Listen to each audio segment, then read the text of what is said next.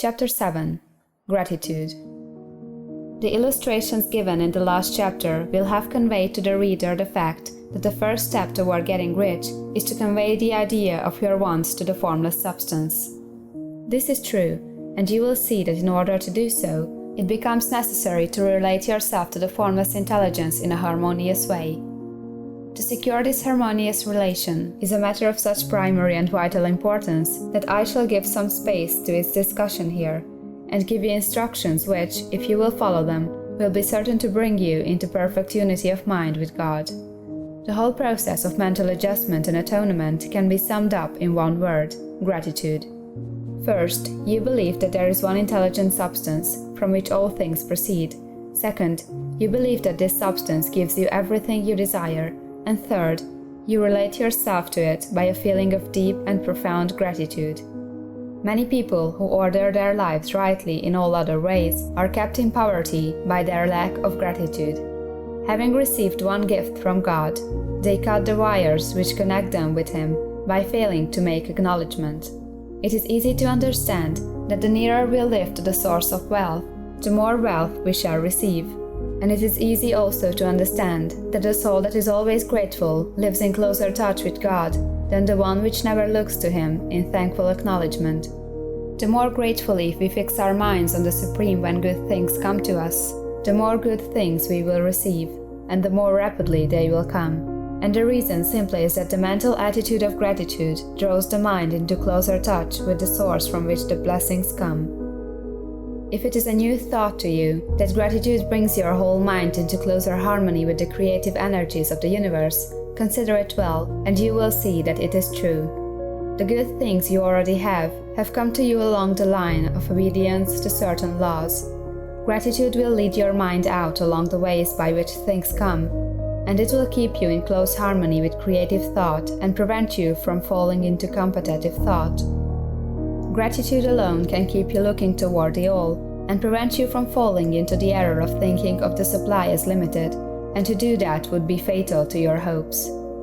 There is a law of gratitude, and it is absolutely necessary that you should observe the law, if you are to get the results you seek. The law of gratitude is the natural principle that action and reaction are always equal, and in opposite directions. The grateful outreaching of your mind in thankful praise to the Supreme is a liberation or expenditure of force. It cannot fail to reach that to which it addressed, and the reaction is an instantaneous movement towards you. Draw nigh unto God, and He will draw nigh unto you. That is a statement of theological truth. And if your gratitude is strong and constant, the reaction in formless substance will be strong and continuous. The movement of the things you want will be always toward you. Notice the grateful attitude that Jesus took, how He always seems to be saying, "I thank Thee, Father, that Thou hearest me."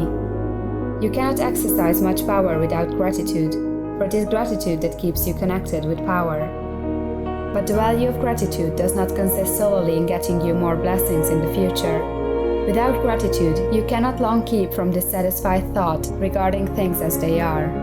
The moment you permit your mind to dwell with dissatisfaction upon things as they are, you begin to lose ground. You fix attention upon the common, the ordinary, the poor, and the squalid and mean, and your mind takes the form of these things. Then you will transmit these forms or mental images to the formless, and the common, the poor, the squalid, the mean will come to you. To permit your mind to dwell upon the inferior is to become inferior and to surround yourself with inferior things. On the other hand, to fix your attention on the best is to surround yourself with the best, and to become the best. The creative power within us makes us into the image of that to which we give our attention. We are thinking substance, and thinking substance always takes the form of that to which it thinks about. The grateful mind is constantly fixed upon the best. Therefore, it tends to become the best. It takes the form or character of the best, and will receive the best.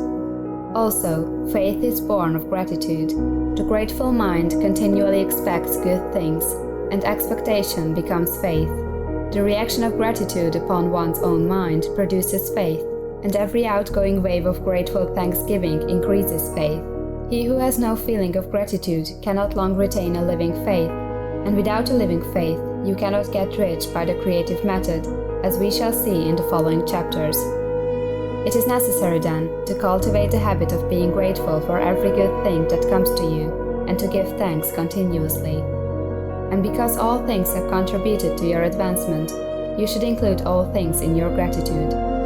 Do not waste time thinking or talking about the shortcomings or wrong actions of plutocrats or trust magnates. Their organization of the world has made your opportunity. All you get really comes to you because of them. Do not rage against corrupt politicians. If it were not for politicians, we should fall into anarchy, and your opportunity would be greatly lessened. God has worked a long time and very patiently to bring us up to where we are in industry and government, and He's going right on with His work. There is not the least doubt that He will do away the plutocrats, trust magnates, captains of industry, and politicians as soon as they can be spared. But in the meantime, behold, they are all very good. Remember that they are all helping to arrange the lines of transmission along which your riches will come to you, and be grateful to them all. This will bring you into harmonious relations with the good in everything, and the good in everything will move toward you. End of chapter 7.